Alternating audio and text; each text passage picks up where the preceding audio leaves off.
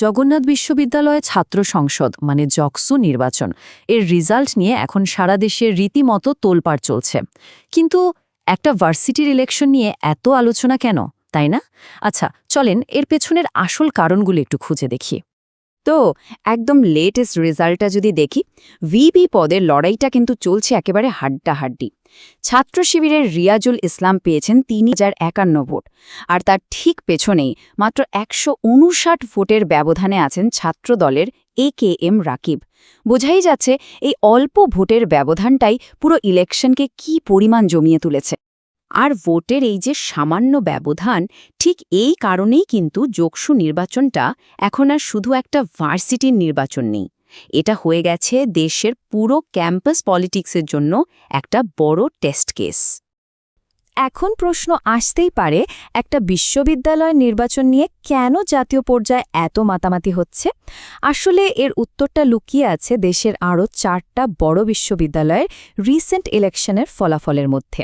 কারণ ওই ইলেকশনগুলো এর মধ্যেই একটা স্পষ্ট রাজনৈতিক ট্রেন্ড সেট করে দিয়েছে। ঢাকা, জাহাঙ্গীরনগর, চট্টগ্রাম আর রাজশাহী বিশ্ববিদ্যালয়, এই 4টা ভার্সিটির ছাত্র সংসদ নির্বাচন একটা খুব পাওয়ারফুল পলিটিক্যাল প্যাটার্ন তৈরি করেছে। আর এখন সবার চোখ জগন্নাথের দিকে, যে জকসু কি সেই একই ধারাটাকে ফলো করবে, নাকি এখান থেকে আমরা নতুন কিছুর ইঙ্গিত পাব। আচ্ছা, তাহলে চলুন একটু দেখে নেওয়া যাক আগের 4টা ইলেকশনে ঠিক কি হয়েছিল, কিভাবে একটা নির্দিষ্ট রাজনৈতিক চিত্র সামনে এসেছিল, যেটা আজকের জকসু নির্বাচনের পুরো প্রেক্ষাপটটাই তৈরি করে দিয়েছে। এই যে ডেটাটা, এটা কিন্তু বেশ অবাক করার মতো। 4টা ভার্সিটি মিলিয়ে মোট 102টা সিটের মধ্যে 87টাতেই জিতেছে ছাত্র শিবির, মানে তাদের একচেটিয়া আধিপত্য। অন্যদিকে তাদের প্রধান প্রতিদ্বন্দ্বী ছাত্রদল পেয়েছে মাত্র 2টো সিট, আর স্বতন্ত্র ও অন্যান্য মিলে পেয়েছে 13টা। এখন যদি আমরা ভার্সিটি ধরে ধরে রেজাল্টটা দেখি, তাহলে ছবিটা আরও ক্লিয়ার হবে। যেমন ধরেন, ডাকসুতে 28টা সিটের মধ্যে 23টা, জাকসুতে 25টার মধ্যে 20টা, চাকসুতে 26টার মধ্যে 24টা, আর রাকসুতে 23টার মধ্যে 20টাতেই জিতেছে ছাত্র শিবিরের প্যানেল। তার মানে ব্যাপারটা শুধু সংখ্যায় জেতা না, বলতে গেলে প্রত্যেকটা ক্যাম্পাসের লিডারশিপই তাদের কন্ট্রোলে চলে গিয়েছিল। তো এটা তো গেল একদিকের কথা। এবার একটু উল্টো পিঠটা দেখি। এত বড় বড় ইলেকশনে প্রধান বিরোধী ছাত্র সংগঠন মানে ছাত্রদলের পারফরমেন্স কেন এত খারাপ হলো? রাজনৈতিক বিশ্লেষকরা কিন্তু এর পিছনে কয়েকটা কারণ খুঁজে বের করেছেন। এই প্রশ্নটাই কিন্তু এখন সবার মনে, যে ঠিক কী কারণে তাদের এমন ফলাফল হলো।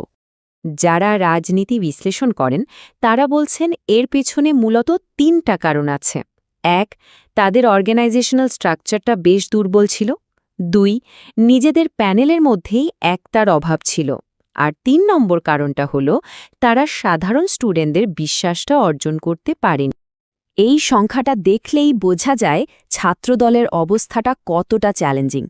4টা বড় বিশ্ববিদ্যালয়ের 102টা সিটের মধ্যে তারা পেয়েছে মাত্র 2টা। ভাবা যায়? বিশেষ করে ঢাকা আর জাহাঙ্গীরনগরের মতো এত ইম্পর্টেন্ট ক্যাম্পাসে একটাও সিট না পাওয়াটা তাদের জন্য যে কত বড় একটা ধাক্কা ছিল তা বলাই বাহুল্য। তো এত সব আলোচনার পর চলুন আবার জগন্নাথ বিশ্ববিদ্যালয়ে ফেরা যাক। এতক্ষণে আমরা এটা পরিষ্কার বুঝতে পারছি যে জকসুর এই ইলেকশনটা আসলে শুধু একটা ভার্সিটির ইলেকশন না, এটা তার চেয়েও অনেক বড় কিছু। এটা একটা পলিটিক্যাল ট্রেন্ডের পরীক্ষা। জেকসুর এই ভোটের রেজাল্ট তো আমরা একেবারে শুরুতেই দেখেছি, তাই না? কিন্তু এখন ওই 4টা বিশ্ববিদ্যালয়ের পুরো প্রেক্ষাপটটা জানার পর এই সংখ্যাগুলো কিন্তু আর শুধু ভোটের হিসাব থাকছে না, এটা এখন একটা জাতীয় রাজনীতিক ট্রেন্ড যে কন্টিনিউ করছে সেটারই ইঙ্গিত দিচ্ছে বলে মনে হচ্ছে। তবে এখানে কিন্তু একটা টুইস্ট আছে। জগন্নাথ বিশ্ববিদ্যালয়ের রাজনীতির সিনারিওটা একটু অন্যরকম। এখানে একটা বেশ শক্তিশালী ইন্ডিপেন্ডেন্ট বা স্বতন্ত্র ভোট ব্যাংক আছে, আর এই ভোট ব্যাংক কিন্তু ইলেকশনের রেজাল্ট যে কোনো সময় ঘুরিয়ে দিতে পারে। তাই এখনই ফাইনাল কিছু বলে দেওয়াটা একটু কঠিন। তাহলে শেষ প্রশ্নটা কিন্তু একটাই, জকসু কি আগের সেই ধারাটাকেই কমপ্লিট করবে, নাকি এখান থেকে দেশের ক্যাম্পাস পলিটিক্সে একটা পরিবর্তনের হাওয়া লাগতে শুরু করবে? উত্তরটা হয়তো আমরা খুব তাড়াতাড়ি পেয়ে যাব।